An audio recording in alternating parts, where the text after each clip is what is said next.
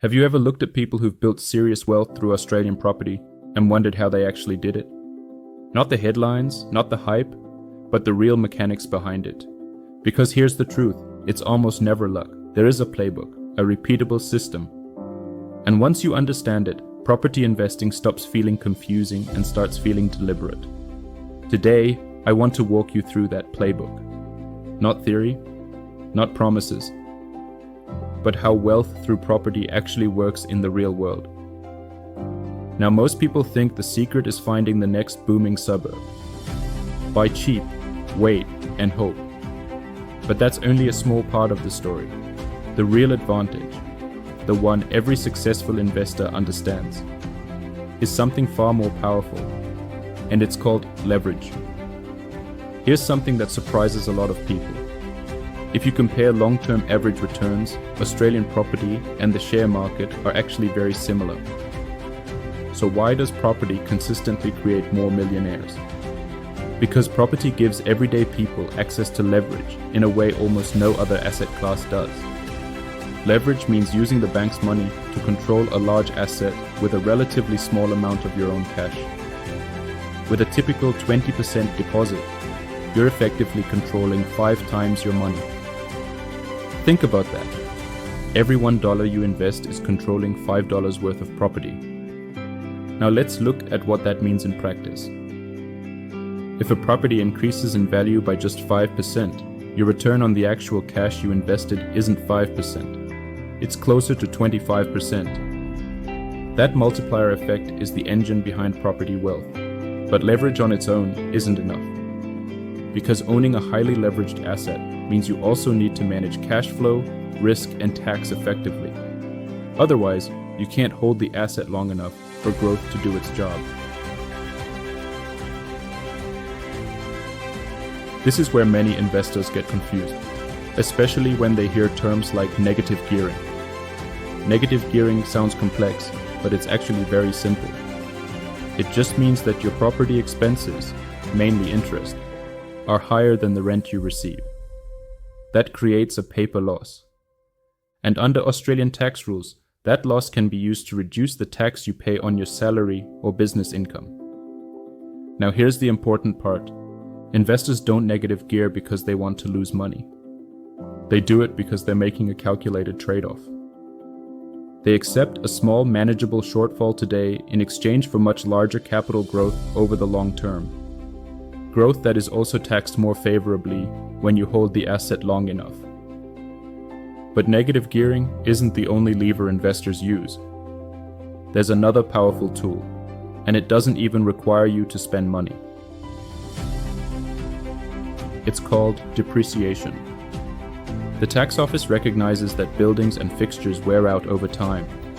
Depreciation allows you to claim that wear and tear as a tax deduction, even though you haven't physically paid for it that year.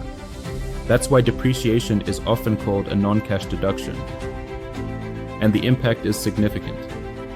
On average, new or near new properties can deliver close to $9,000 in depreciation deductions in the first year alone.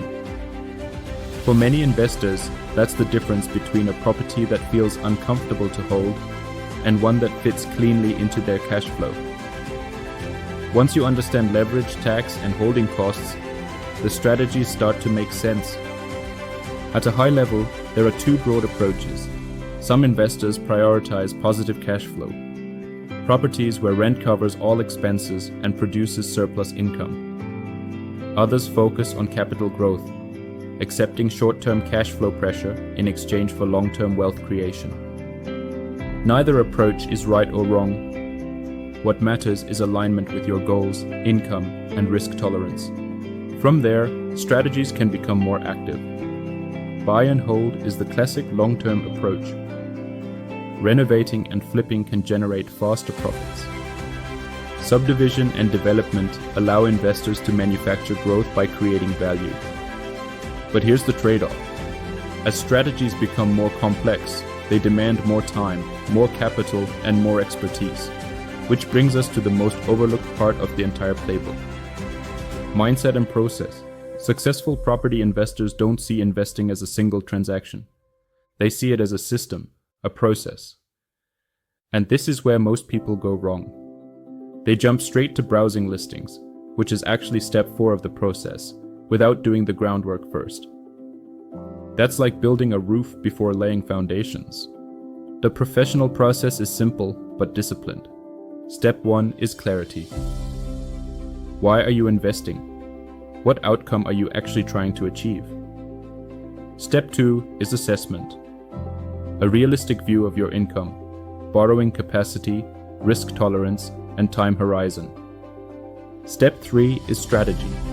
Choosing the right structure, locations, and approach based on steps 1 and 2. Only then does step 4 happen, buying the property. And step 5, which most people forget, is ongoing management. Optimizing cash flow, managing risk, and making strategic decisions over time.